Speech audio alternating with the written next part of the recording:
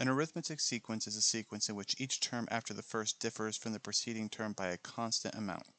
The difference d between consecutive terms is called the common difference of the sequence. The common difference d is found by subtracting any term from the term that directly follows it. So that's what an arithmetic sequence is in general. So let's look at some examples. We're going to write the first four terms of the arithmetic sequence with the given first term a sub 1 and the common difference d. So our first term a sub 1 is 7 and our common difference d is 3. So we know what a sub 1 is. It's 7. Simple. A sub 2 is going to be 7 again, but we're going to add the common difference to it, which is 3. That'll give us 10. And then a sub 3 is just going to be, again, the previous term, 10, and we're going to add 3 again to it, and we're going to get 13. And then a sub 4 is going to be the previous term plus the common difference, which will give us 16. So the first four terms of this sequence are 7, 10, 13, and 16. And you can kind of see the pattern as it goes on, 19, and so on and so on. So there you go. Next we have a sub 1 is negative 8, and the common difference d is 4. So we know a sub 1 is negative 8. A sub 2 is just going to be add 4 to it, so it's just going to be negative 8 plus a negative 4, which is going to give us, or I'm sorry, not a negative 4, a positive 4, which is going to give us a negative 4. Jump the gun there.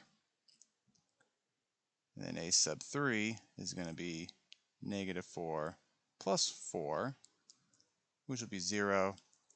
And then a sub 4 is going to be 0 plus 4, which is going to be 4.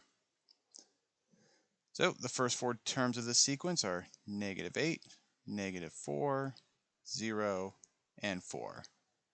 And it obviously continues on, but we're only concerned with the first four terms.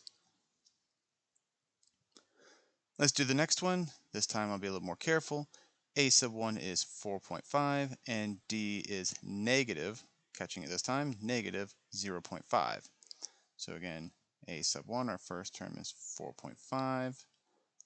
Our second term is going to be 4.5 plus a negative, and I'll put it incorrect this time, 0.5, which is going to give us 4. You could put 4.0, but I'm just going to do 4. Then a sub 3 is going to be 4 plus a negative half, which is going to give us 3.5.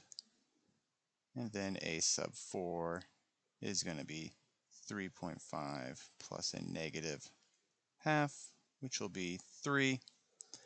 And so our first four terms are 4.5, 4, 3.5, 3, and so on. Last, we have a sub 1 being a very large negative 500 and d being 400. We're not going to treat it any differently. A1 is negative 500. A sub 2 is going to be negative 500 plus 400, which will give us negative 100. Our third term is going to be the negative 100, and we're going to add a 400 to that, which will give us 300.